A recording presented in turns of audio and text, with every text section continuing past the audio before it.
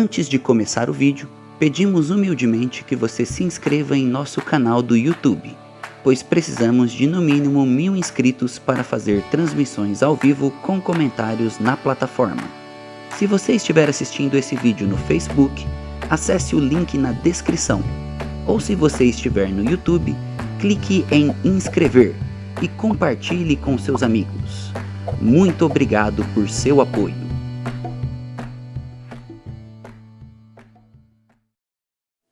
Boa noite, meus queridos irmãos, sejam todos bem-vindos ao nosso tempo de louvor e de estudo da Palavra de Deus.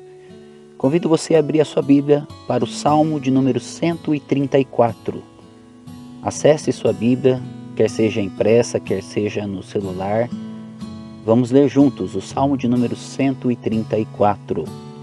Diz assim a Palavra de Deus: Bendizei ao Senhor, vós todos, servos do Senhor, que assistis na casa do Senhor nas horas da noite. Erguei as mãos para o santuário e bendizei ao Senhor. De Sião te abençoe o Senhor, Criador do céu e da terra. Vamos orar? Senhor, nosso Deus e Pai, graças te damos porque nós podemos, Pai, nos reunir nesse momento do dia de hoje para celebrar e adorar ao Senhor, para ouvir da Tua palavra. Pai, nós gostaríamos de fazer isso na Tua casa, assim como diz o Salmo. Bendizei ao Senhor todos os servos que assistis na casa do Senhor. Nosso desejo é estar, Pai, na igreja, mas sabemos que durante esse momento ainda não podemos. Então colocamos diante do Senhor a nossa vida. Pedimos, Pai, para que o Senhor guarde a nossa mente e o nosso coração em Cristo Jesus, nesses dias difíceis que temos passado. Nós te agradecemos e te louvamos, fazendo em nome de Jesus. Amém.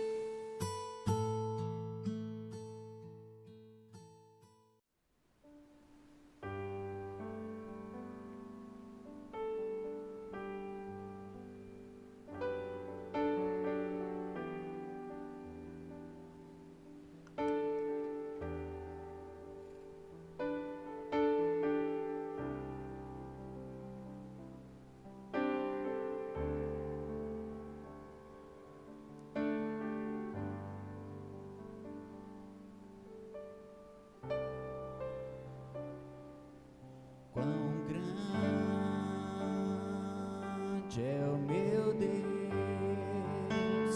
cantarei quão grande é o meu Deus, e todos hão de ver quão grande é o meu Deus.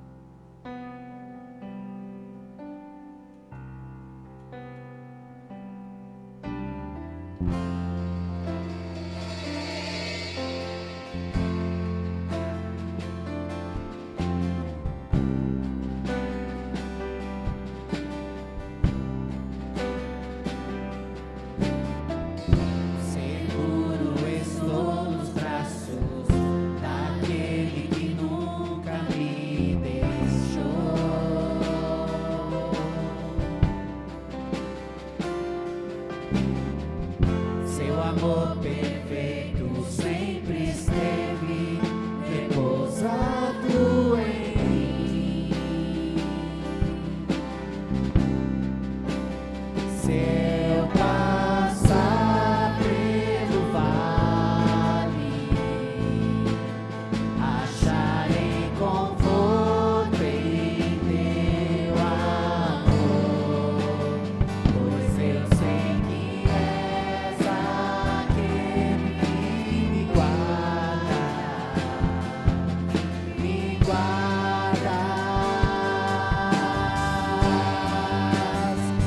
Em teus braços é o meu descanso,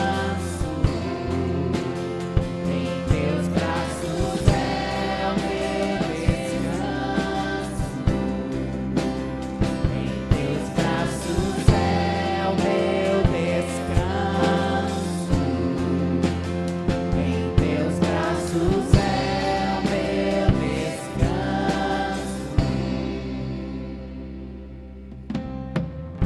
Seguro estou nos braços daquele que nunca me deixou.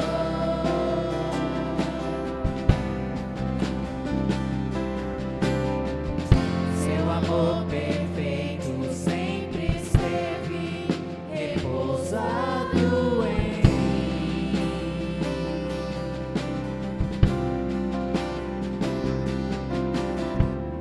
Seguro estou nos braços daquele que nunca me deixou.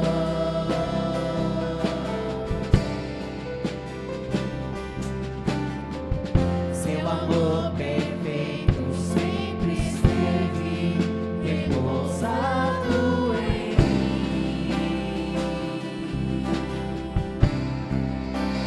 Se eu passar pelo vale, acharei conforto em teu amor, pois eu sei que és aquele que me guarda, me guarda.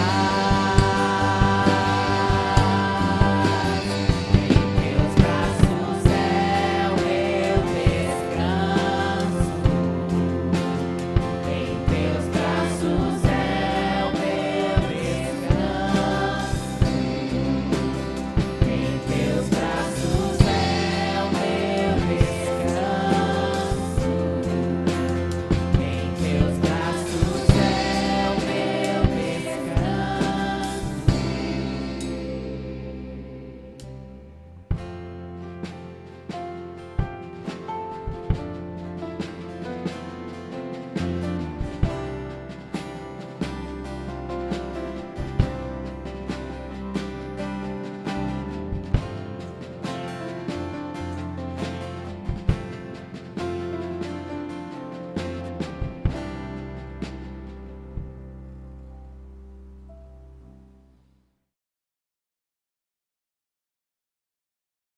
Boa noite, é um prazer estar com vocês nesta noite de domingo. Depois de nós termos já estado ali na harmonia, tendo aquele tempo gostoso de comunhão. Eu sei que é no carro, mas tem sido tão bom, mesmo nas horas dos améns, muitas vezes nós buzinamos ou damos a luz.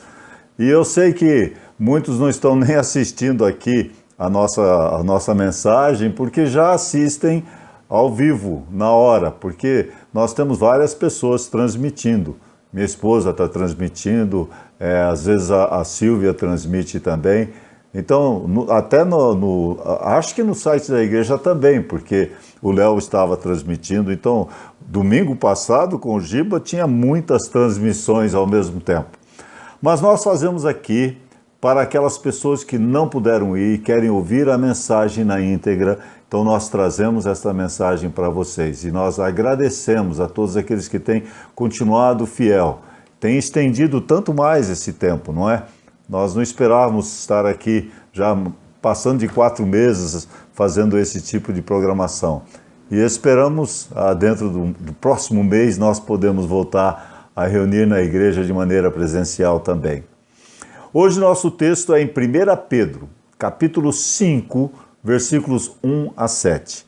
A mensagem de hoje é uma mensagem pregada para mim, para pastores, para aqueles que estão na liderança em geral, mas também é para as ovelhas. Então nós observamos que os dois são atingidos nesse texto aqui tão conhecido, especialmente versículos 5, 6 e 7, que é para todos, mas versículos 1 a 4 não é tão conhecido assim. Mas vamos ler o texto da palavra de Deus para hoje, em 1 Pedro 5, e estamos dando continuidade ao nosso estudo. Mesmo na pandemia, nós não resolvemos dar mensagens avulsas, nós continuamos a pregar expositivamente. Então, nós temos continuado, mesmo que estamos muitas vezes tendo outros pregadores alternando, mas eu volto sempre, eu tenho um pregador no meu lugar, daí eu volto a pregar e assim eu posso dar a sequência. 1 Pedro capítulo 5, versículos 1 até o versículo 7, que é o mais conhecido de todos. Rogo, pois, aos presbíteros que há entre vós. Eu, Pedro está falando, presbítero como eles, e testemunha dos sofrimentos de Cristo, e ainda coparticipante da glória que há de ser revelada. Pastoreai o rebanho de Deus que há entre vós, não por constrangimento, mas espontaneamente, como Deus quer, nem por sorte da ganância, mas de boa vontade, nem como dominadores dos que vos foram confiados, antes tornando-vos modelos do rebanho. Ora, logo que o Supremo Pastor se manifestar, recebereis a imarcessível coroa da glória. Rogue igualmente aos jovens, sede submissos aos que são mais velhos, outros sim no trato de uns para com os outros, cingi-vos todos de humildade, porque Deus resiste aos soberbos, contudo aos humildes concede a sua graça. Humilhai-vos, portanto, sob a poderosa mão de Deus, para que ele em tempo oportuno vos exalte. Agora o verso que sabemos de cor até, versículo 7. Podem falar junto comigo? Lançando sobre ele toda a vossa ansiedade, porque ele tem cuidado de vós. Vamos dizer juntos? Lançando sobre ele toda a vossa ansiedade, porque ele tem cuidado de vós. Vamos orar. Bondoso Deus, pedimos a tua direção nesse tempo tão importante de exposição da tua palavra. Afinal de contas, é a tua palavra. Seca-se a erva, cai a flor, mas a palavra do Senhor permanece para sempre. Que essa palavra possa atingir aos corações de todos que estão ouvindo. Oramos em nome de Jesus. Amém. Hoje nós vamos falar um pouco sobre o ministério do Senhor. O ministério do Senhor. O chamado para o ministério é o maior chamado de todos.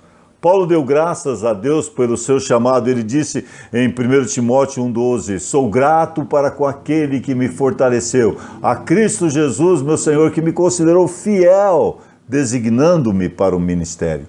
Paulo era grato porque ele fora chamado pelo Senhor. E nós sabemos também que o ministério do Senhor é o maior ministério do mundo. Nós temos um privilégio tão grande de estarmos envolvidos neste trabalho. Paulo disse sobre o ministério também que eu não prego a mim mesmo, mas a Cristo Jesus como Senhor e a mim mesmo como servo por amor a Jesus. Então nós observamos que nesse ministério o pastor, aquele que está na frente, o líder espiritual, o presbítero, o diácono, ele quando prega a palavra, ele tem que estar sendo usado pelo Senhor nesse ministério tão glorioso. O texto de hoje tem uma mudança. Começa falando sobre os presbíteros, falando sobre presbítero, ancião, pastor, que na verdade no grego é a mesma palavra. São os líderes espirituais. E o contexto imediato é o que nós acabamos de pregar sobre sofrimento. O importante é nós estarmos sabendo que o cristão vai passar por sofrimento. Amados, não estranheis o fogo ardente que surge no meio de vós, destinado a provar-vos, como se alguma coisa extraordinária vos estivesse acontecendo. Mas então nós lembramos que o sofrimento faz parte da vida do cristão. E podemos dizer que é o megafone de Deus, como disse C.S. Lewis. É o que anuncia para nós que Deus está presente na nossa vida através mesmo dos sofrimentos. E 1 Pedro é uma carta que fala muito sobre os sofrimentos. Agora, é certo que nós não queremos sofrer por fazer coisas erradas. E por isso que fala, não sofra nenhum de vós como assassino, ladrão, malfeitor, ou como quem intromete em negócio de outros. Nós não queremos sofrer por fazermos coisas erradas. Mas se alguém sofrer como cristão, aí sim, o Senhor fica grato por nós estarmos sofrendo. Paulo também fala sobre o sofrimento. Em Filipenses 1:29 ele diz, porque nos foi concedida a graça de padecermos por Cristo, e não somente de crermos nele. Então nós temos a graça, o privilégio, veja, de padecermos por Cristo, e não somente de crermos nele. Nós sabemos também que faz parte da nossa vida o sofrimento. Enquanto estamos aqui na terra, na vida os problemas por certo virão, mágoas, cansaço, tristeza e tensão. Isso vai vir invariavelmente sobre nós. Mas o ministério do Senhor é o tema de hoje. E é importante, antes de entrarmos no nosso texto, entendermos um pouco sobre ovelhas. Eu tive o privilégio de cuidar de algumas ovelhas, de pastorear algumas ovelhas. Quando nós mudamos ali para a Harmonia, nós recebemos também, acho que foram 12 ovelhas de início. Depois elas multiplicaram, chegamos acho que no máximo a 18, 20 ovelhas.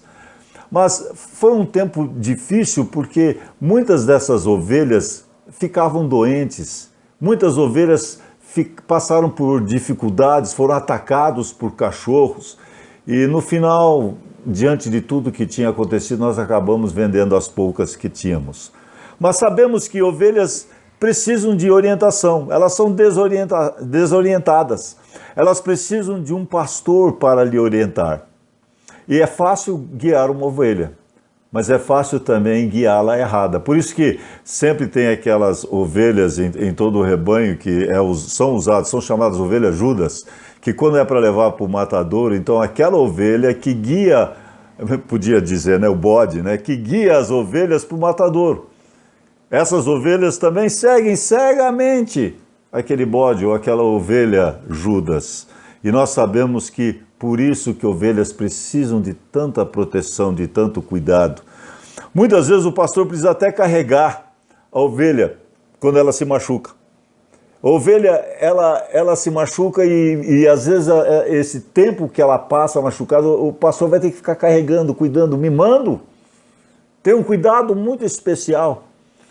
É também interessante, eu não sabia, né? Eu estou com vontade de já tomar água, mas só de pensar, nós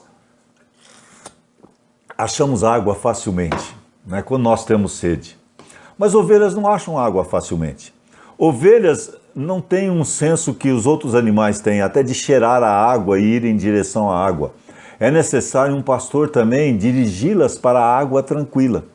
E aquela água não pode ser nem muito quente nem muito fria, tem que ser de modo que elas possam então usufruir. Então nós observamos que essas ovelhas sem direção, sem proteção, precisam de um pastor, porque elas são indefesas. Olha, a coisa mais triste para nós ali no acampamento, sabe o que foi? É que nós tivemos uns cachorros dos vizinhos. E depois eu até tirei algumas fotos, nós fomos lá, e ressarciram, acho que foram umas 2 ovelhas, mas atacaram as nossas ovelhas. E o que aconteceu? Umas morreram imediatamente, mas outras não. Outras só feriram na cabeça, fizeram algum tipo de ferimento. Mas sabe, essas ovelhas também não sobreviveram. Por causa do quê? Por causa das moscas. Por mais que você tratava, as moscas sentavam na sua cabeça. E por isso que lá no Salmo 23, unge minha cabeça com óleo, o óleo, alguma coisa tem que ser colocado, unguento, para espantar as moscas. Mas quando entra as varejeiras e começa a atacar, então aquelas ovelhas vão perdendo a sua força. Ovelha, às vezes, come até demais. E essa que foi uma parte interessante que eu não sabia, nunca aconteceu lá conosco.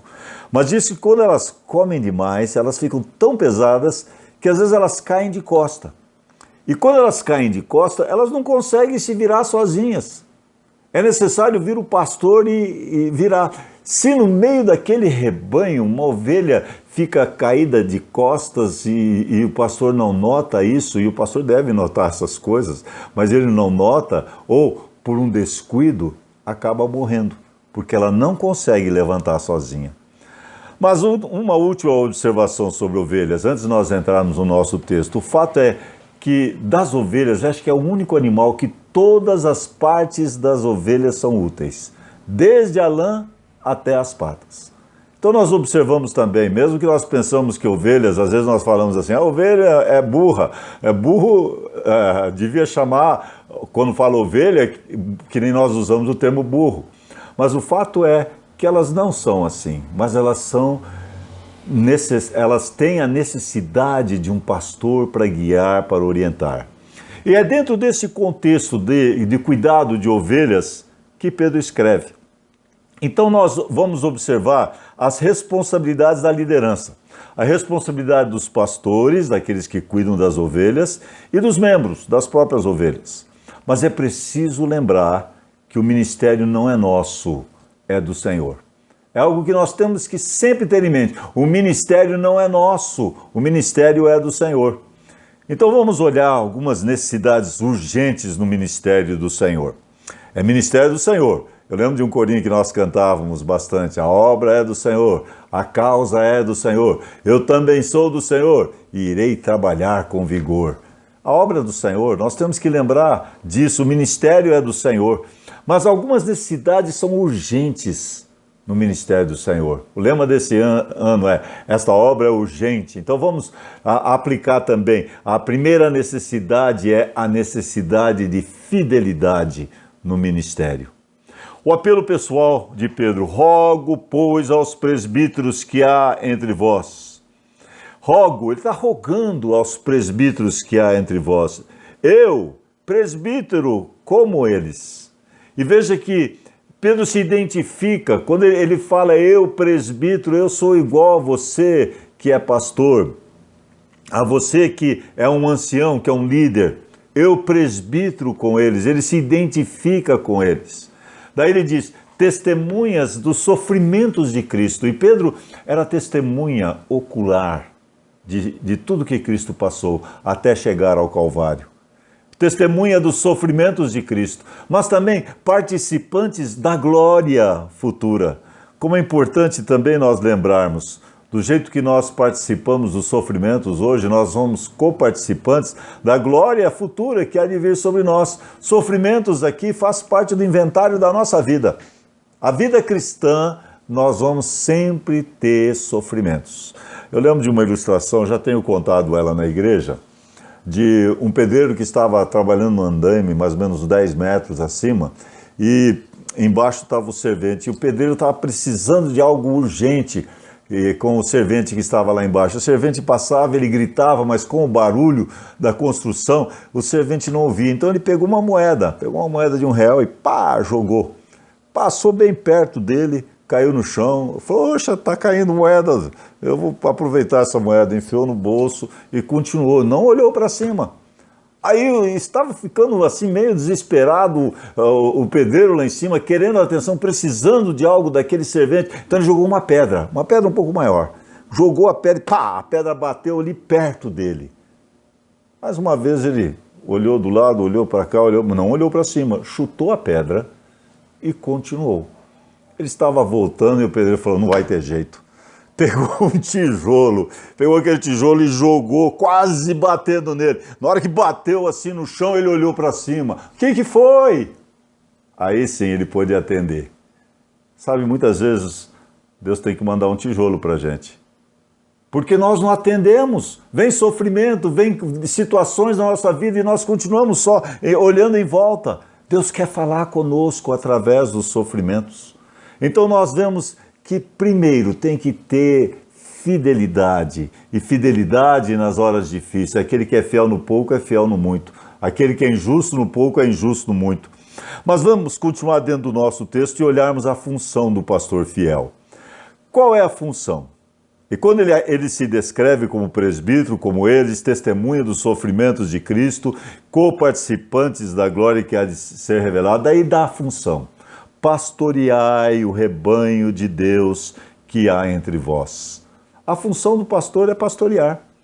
Pastorear o rebanho, e lembra que tem todo esse cuidado que tem que fazer com as ovelhas.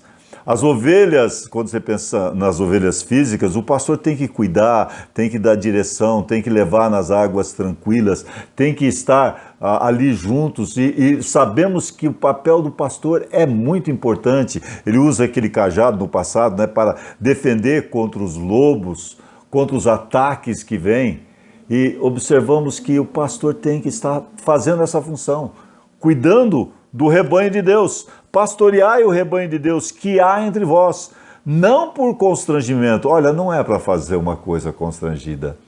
Como é importante nós fazermos de coração, voluntariamente. Aqui repete espontaneamente, que é voluntariamente. Sempre quando nós falamos sobre... Tem algum voluntário aí? Parece que pessoas abaixam a cabeça. Agora não dá, não sei. Mas como é importante na obra do Senhor encontrarmos pessoas que são voluntárias. E o pastor tem que trabalhar para a obra do Senhor de maneira espontânea, voluntariamente, sem constrangimento. Não é obrigado, é fazendo de coração, como para o Senhor, como Deus quer. Agora vem uma outra frase aqui: não por sórdida ganância. E aqui nós temos a vida do pastor fiel. Não por sórdida ganância, sem egoísmo, sem soberba, sem ganância. Hoje nós vemos tantos que estão mercadejando a palavra de Deus, estão cobrando cachê para pregar, para ministrar a palavra de Deus. Olha, que vergonha que isto é para o cristianismo, não é? Vemos pessoas usando da palavra de Deus para se enriquecer. E isto é uma vergonha, sem dúvida. E a vida do pastor fiel é uma vida sem egoísmo, sem ganância. Aqui diz sem sórdida ganância, que é aquela ganância de querer ganhar cada vez mais, avareza. Mas ele tem que fazer tudo de boa vontade. Essa é a função do pastor fiel. Realmente o pastor fiel tem a função de pastorear, e daí a vida também tem que ser demonstrada através desse cuidado espontâneo, voluntário, sem sorte da ganância. E daí diz, nem como dominadores. O pastor não pode ser também um dominador do rebanho. Ele não pode ser um ditador, nem um dominador dos que vos foram confiados. Mas aí vem a palavra mais importante. Mas ele deve se tornar modelo do rebanho. Deve ser um exemplo do rebanho. Eu tinha aqui no escritório uma flâmula, e não era nesse escritório, era quando era lá no outro onde está o pastor Newton. Era a flâmula que o Cléo me deu, o missionário Cléo. E na flâmula estava escrito: o bom exemplo é o melhor sermão. Eu não sei onde foi, era uma flâmula bonita, azul, e sempre estava diante de mim aquilo. E como era importante, porque mesmo que você gaste tempo preparando, estudando, o mais importante é o seu exemplo, é o melhor sermão. Por isso que diz aqui, tornando-se modelos do rebanho. Como nós queremos ser como Paulo, né, que pôde dizer, sede meus imitadores como eu sou de Cristo. Pessoas poder imitar a minha vida, sabendo que ao imitar o que eu faço, o que eu falo, a minha vida em si, vão estar seguindo também a Jesus. Mas notem agora verso 4. E aqui vem a recompensa do pastor fiel. Ora, logo que o supremo pastor se manifestar, então recebereis a imarcessível coroa da glória. Ah, como é maravilhoso aqui saber que aquele que pastoreia, que cuida das ovelhas, no final vai ser galardoado. Uma das 5 coroas é a coroa que está mencionando aqui. É a coroa da glória. Vocês lembram das 5 coroas? Quando eu explico isso em Apocalipse, né, falando do tribunal de Cristo, eu não vou dar todas as referências e explicações agora, mas temos a coroa primeiro, que é da justiça, para aqueles que amam a vinda de Cristo. Depois temos a coroa da vida. A coroa da vida é para aquele que é perseverante nas provações, ou fiel até a morte. Depois nós temos a coroa da alegria. Esta é a coroa que todos nós podemos receber. É a coroa que é quando você ganha almas para Cristo, a coroa da alegria. Mas aí temos junto com esta coroa, eu acho que essas duas coroas andam bem juntos, esta aqui que está sendo mencionada, a coroa da glória. Mas o contexto todo aqui é do trabalho pastoral. E aqui está dizendo, pastoreai o rebanho de Deus, que há entre vós, não como constrangidos, mas espontaneamente, como Deus quer, nem como dominadores dos que vos foram confiados, antes tornando-vos modelos do rebanho. E daí vem o verso 4, ora, logo que o Supremo Pastor se manifestar, recebereis a imarcessível coroa da glória. Essa coroa da glória é uma recompensa pelo trabalho de pastorear.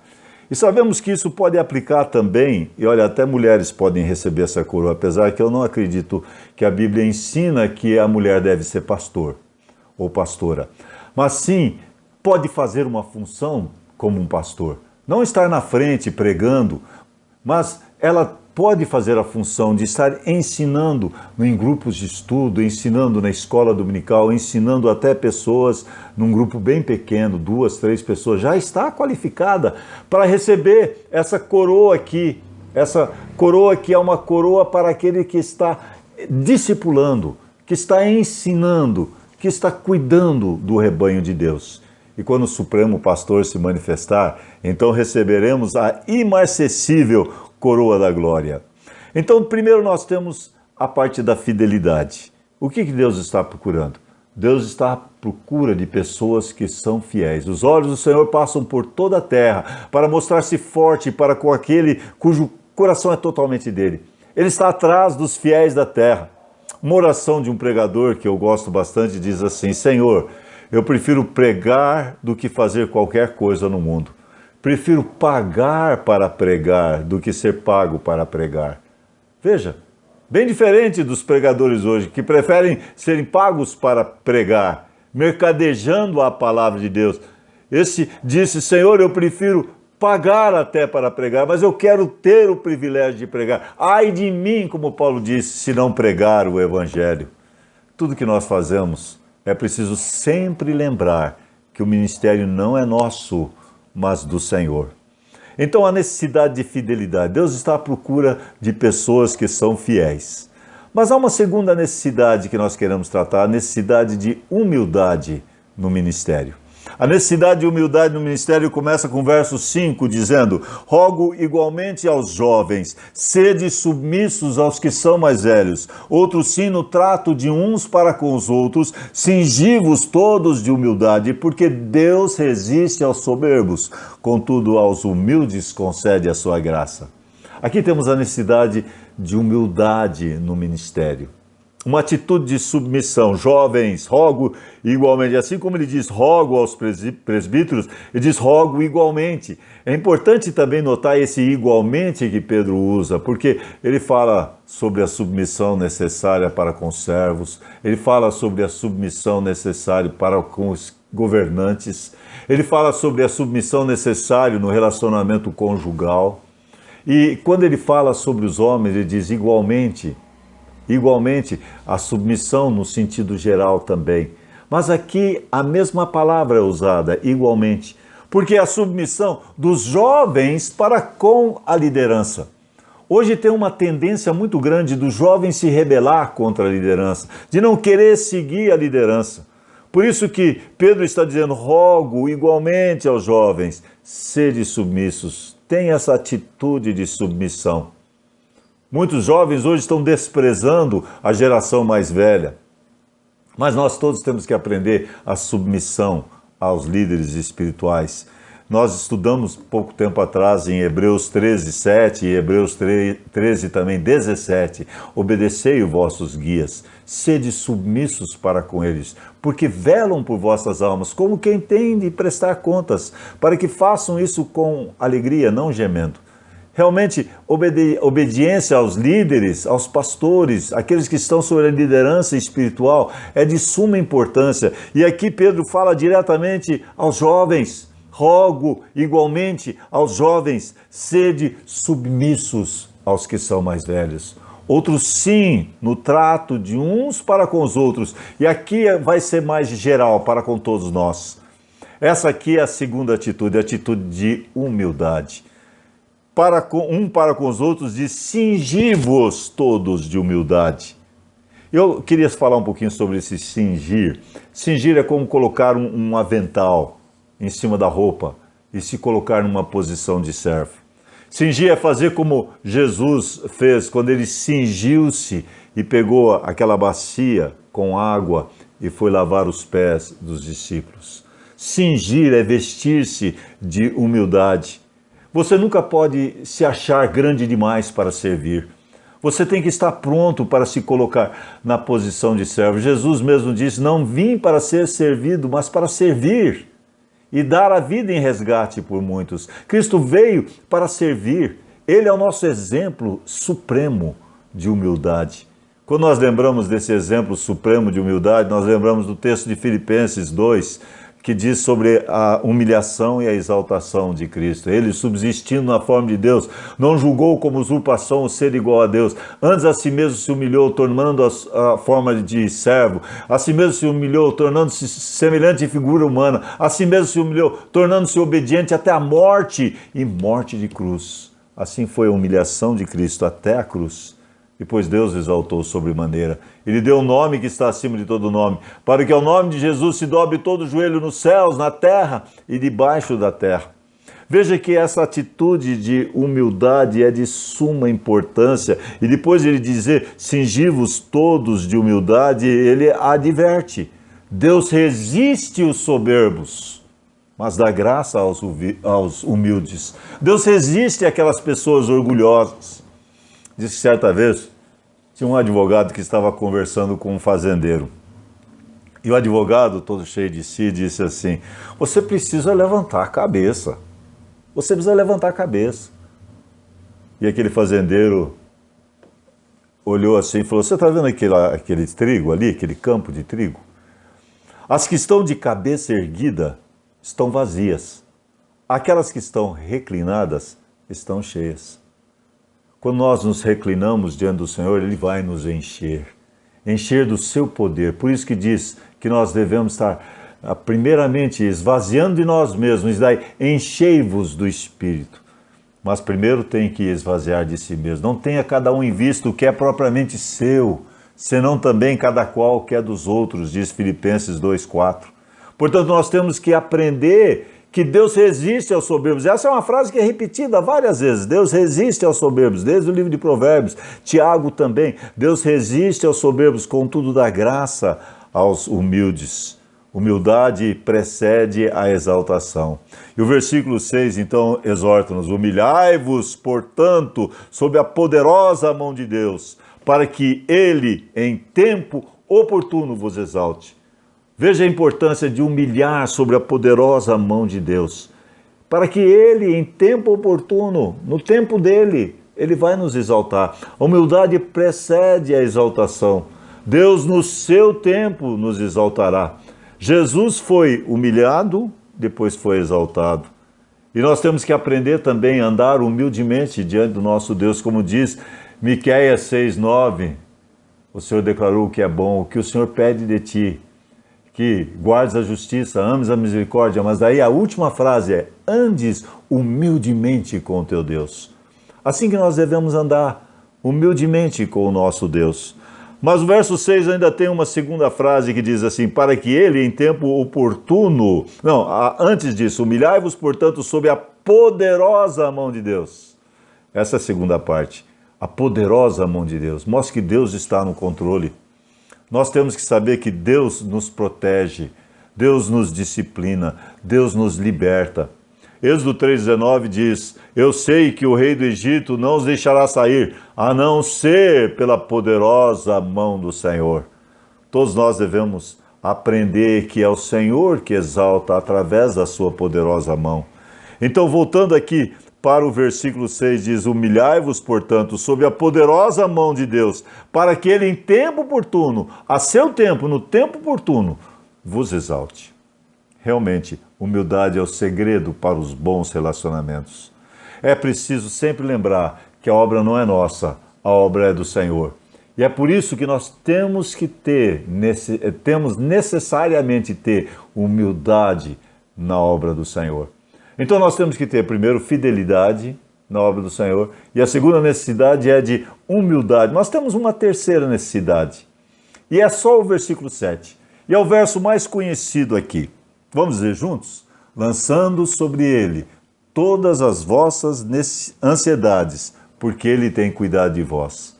Lançando sobre ele todas as vossas ansiedades, preocupações, porque ele tem cuidado de vós. Nós temos aqui primeiro uma exortação definitiva. A exortação é para lançar. O que significa esse lançar?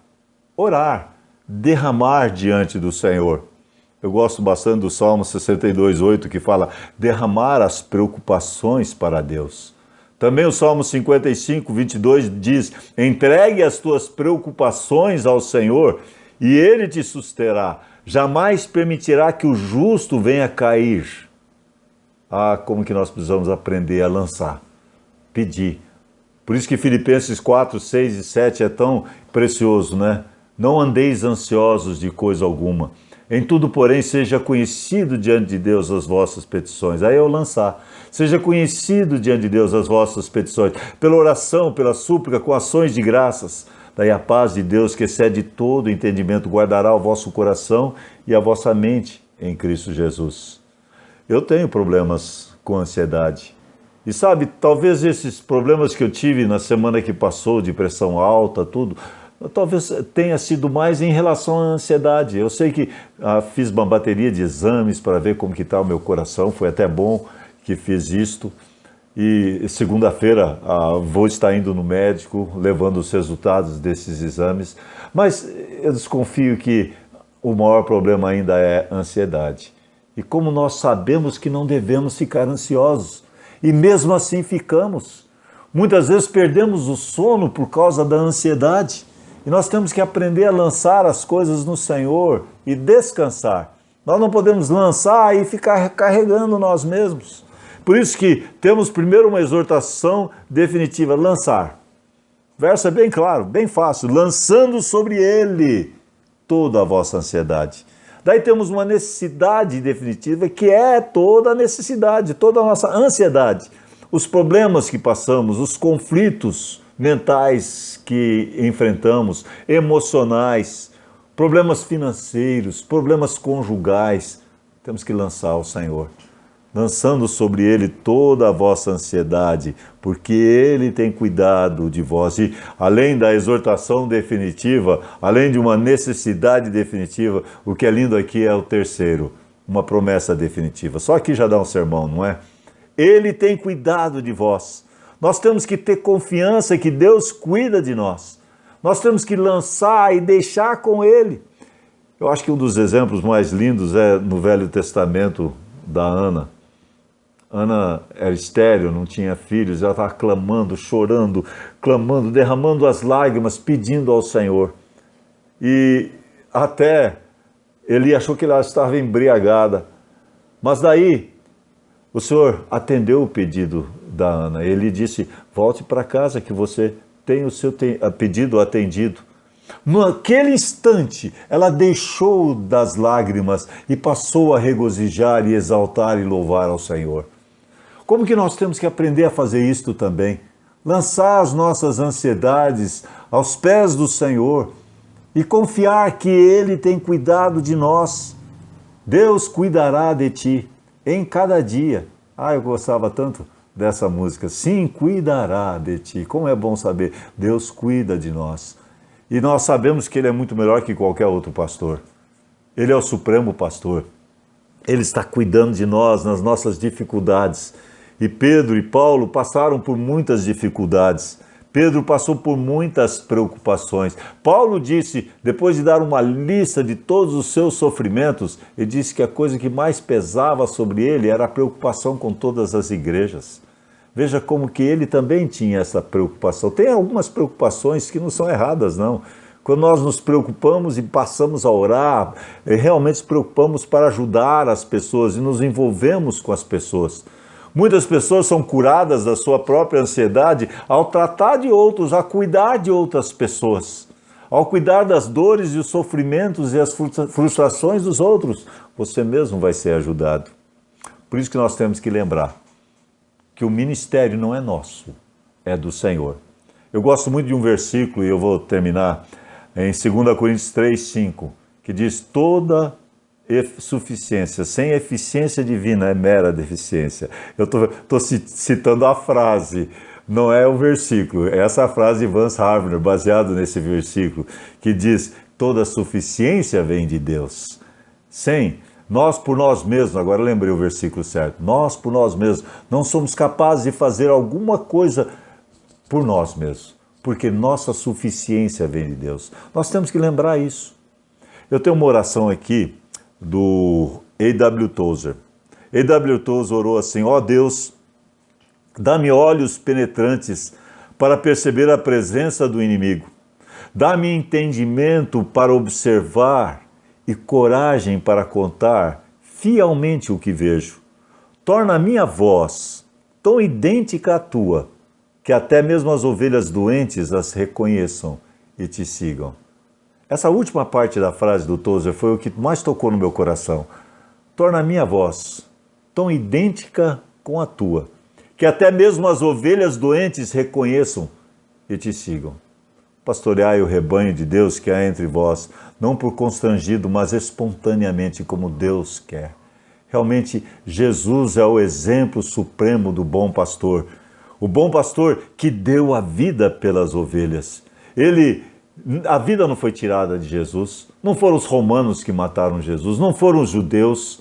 Ele espontaneamente a dou, ele disse. Eu a dou espontaneamente para a nossa salvação, porque o Filho do Homem veio buscar e salvar o perdido. Ele é o bom pastor que dá a vida pelas ovelhas. Eu gosto tanto da trilogia do Salmo 22, 23 e 24. O Salmo 22 fala sobre os sofrimentos de Cristo, a crucificação. É o bom pastor que dá a vida pelas ovelhas. O Salmo 23, esse lindo salmo tão conhecido, é o pastor que cuida, é o grande pastor que cuida das suas ovelhas. É o pastor que é dito: o Senhor é o meu pastor, nada me faltará. E quando nós temos Jesus como nosso pastor, nada vai nos faltar. Mas daí tem o Salmo 24, e o Salmo 24 que podemos aplicar para o supremo pastor. E o Salmo 24 fala sobre o Rei da Glória, a volta de Jesus Cristo em glória. E sabemos que Jesus, primeiramente ele cumpriu o Salmo de número 22, que é o Salmo da cruz. Primeiro C, é o Salmo da cruz. Depois ele cumpriu também o Salmo 23, que é o Salmo do cajado, do cuidado do pastor pelas ovelhas. Daí ele vai cumprir, e isso ainda é futuro, o Salmo 24, que é o Salmo da coroa. E quando o Supremo Pastor se manifestar, então recebereis a imarcessível coroa da glória. Mas eu quero só finalizar com uma palavra de exortação. Se você está nos ouvindo, assistindo esta mensagem, ainda não conhece Jesus como seu pastor. Eu lembro, acho que era numa EBF, falando só do versículo 1 do Salmo 23. O Senhor é o meu pastor, nada me faltará. E aí, a pessoa que estava ensinando dava ênfase assim: o Senhor é o meu pastor. Você pode dizer isso? Jesus é o teu pastor? Se você já creu em Cristo, Ele é o teu pastor. Ele vai cuidar de você, vai levá-lo para as águas tranquilas, vai proteger você, vai guiar você. Mas se você ainda não conhece a Cristo como Salvador, você não tem essa proteção, você não tem esse cuidado. Por isso que ele convida: vinde a mim todos os que estáis cansados e sobrecarregados, e eu vos aliviarei. O convite do Mestre é para todos virem a Jesus, que ele vai aliviar, ele vai cuidar, ele vai proteger e, acima de tudo, ele vai te salvar. Basta que você arrependa dos seus pecados e creia em Cristo como Salvador. Talvez você pode fazer isso agora, se você ainda não fez. Eu vou fazer uma simples oração e daí terminar. Pode orar comigo se você ainda não orou assim: Senhor Deus, eu quero conhecer Jesus como meu pastor. Eu sei que eu sou pecador e que Jesus morreu na cruz para me salvar. Por isso, nesse instante, eu confio nele como meu pastor, sabendo assim que nada me faltará. Em nome de Jesus, amém. Amém? Que Deus abençoe a todos vocês, que Cristo seja o teu Salvador pessoal. Amém. A primeira Igreja Bíblica de Araçatuba posta este vídeo para edificação das pessoas que assistem, mas incentivamos você a sempre frequentar e participar do culto e ministérios em sua igreja local, seguindo a ordem de Hebreus 10:25, que diz: "Não deixemos de congregar, como é costume de alguns. Antes, admoestamo-nos uns aos outros, tanto mais quanto vedes que vai se aproximando aquele dia."